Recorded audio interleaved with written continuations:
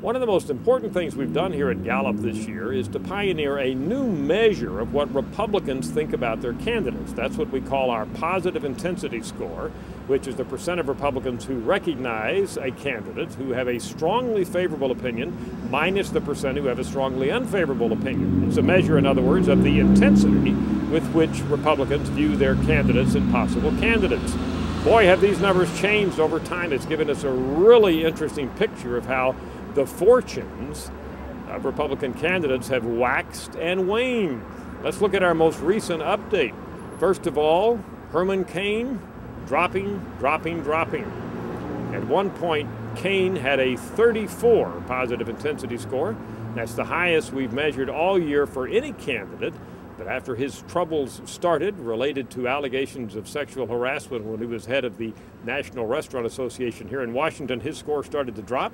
And now in our most recent update, it's dropped by half. He's now down to a positive intensity score of 17.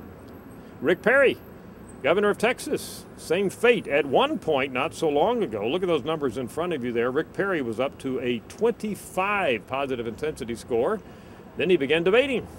His numbers fell like a stone, and now he's down to 0, which means as many Americans have a strongly unfavorable opinion of Perry, these are Republicans, as have a strongly favorable opinion. On the other hand, look at Newt Gingrich. He had fallen all the way down to a positive intensity score of 1 last summer.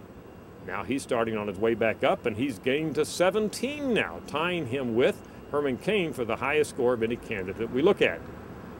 Then, of course, you're going to ask me about Mitt Romney, who is at or near the top of most trial heat polls that we measure. Well, Mitt Romney has generally never been able to generate a lot of enthusiasm among Republicans all year long.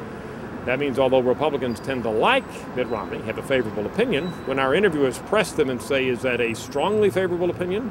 Relatively few Republicans say it is. Mitt Romney's now at a positive intensity score of 10.